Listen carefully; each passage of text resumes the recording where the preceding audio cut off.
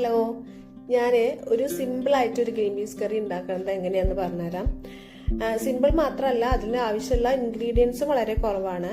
അപ്പോൾ അതിന് വേണ്ടിയിട്ട് ഞാൻ ഗ്രീൻ പീസ് എടുത്തിട്ടുണ്ട്. ഗ്രീൻ പീസ് ഞാൻ രാവിലെ ഉണ്ടാക്കാൻ വേണ്ടിയിട്ട് തലേ ദിവസം സോക്ക് ചെയ്ത് വെച്ചിട്ടുണ്ടായിരുന്നു. ഗ്രീൻ പീസ് എടുത്തിട്ടുള്ളത് ഈ കപ്പില് 2 കപ്പ് ഗ്രീൻ പീസ് ആണ് എടുത്തിട്ടുള്ളത്.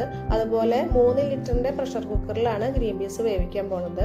ഗ്രീൻ പീസ് ഇട്ട് കൊടുത്തതിന് ശേഷം ഒരു മീഡിയം സൈസ് പൊട്ടറ്റോ ചെറിയ പീസാക്കിയിട്ട് ഇതിലേക്ക് ഇട്ട് കൊടുക്കുക. അതിനുശേഷം 1 ടീസ്പൂൺ ഉപ്പും ചേർക്കുക. പിന്നെ ഇത് മുങ്ങി കിടക്കണ അത്ര വെള്ളം ചേർത്തിട്ട് നമുക്ക് ഇതൊന്ന് വേവിച്ചെടുക്കാം.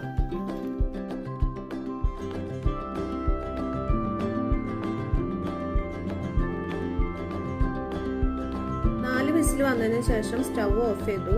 സ്റ്റീം പോയതിനു ശേഷം കുക്കർ ഓപ്പൺ ചെയ്തപ്പോൾ ഗ്രീൻ പീസ് നന്നായിട്ട് വെന്തിട്ടുണ്ട്.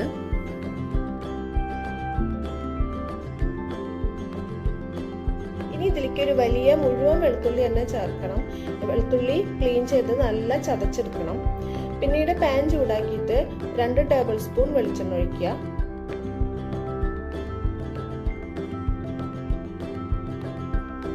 വെളിച്ചെണ്ണ ചൂടായതിനു ശേഷം ചതച്ച് വെച്ച വെളുത്തുള്ളി ചേർക്കുക. വെളുത്തുള്ളി നല്ല ഗോൾഡൻ ബ്രൗൺ ആവണം.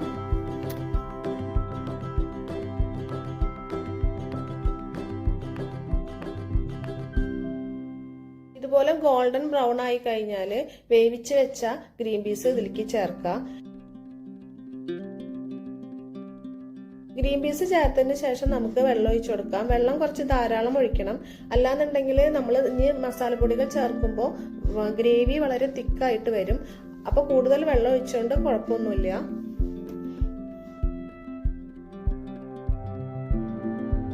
ഇതിലേക്ക് ചേർക്കേണ്ടത് 1/4 ടീസ്പൂൺ മഞ്ഞൾപ്പൊടി, 1.5 ടേബിൾ സ്പൂൺ മല്ലിപ്പൊടി, 1/2 ടേബിൾ സ്പൂൺ കുരുമുളക് പൊടി, 1 ടീസ്പൂൺ ഗരം മസാല എല്ലാം കൂടിയിട്ട് നന്നായി മിക്സ് ചെയ്യുക.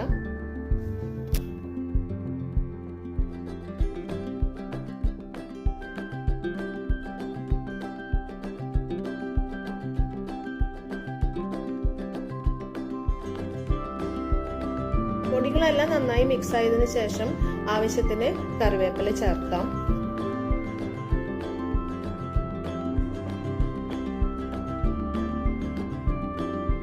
ചേർത്തതിന് ശേഷം ഒരു വലിയ ടൊമാറ്റോ റൗണ്ട് ഷേപ്പിൽ അരിഞ്ഞിട്ട് ഇതിന്റെ മുകളിലേക്ക് വെച്ചുകൊടുക്കുക.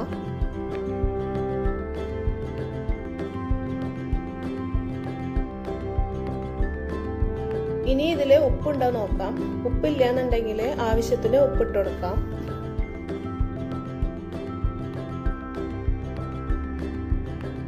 ഉപ്പെല്ലാം നന്നായി മിക്സ് ചെയ്തതിന് ശേഷം ഒരു മീഡിയം ഫ്ലെയിമിൽ ഈ കറി 5 മിനിറ്റ് തിളച്ചിരിക്കണം. 5 മിനിറ്റ് തിളച്ചതിന് ശേഷം നമുക്ക് കറിവേപ്പില ഇട്ടിട്ട് ഇതിനെ ഒന്ന് ഗാർണിഷ് ചെയ്യാം. അതിനുശേഷം നമുക്ക് ഏത് പാത്രത്തിലാണ് സെർവ് ചെയ്യണത് അതിലേക്ക് ഒന്ന് മാറ്റാം.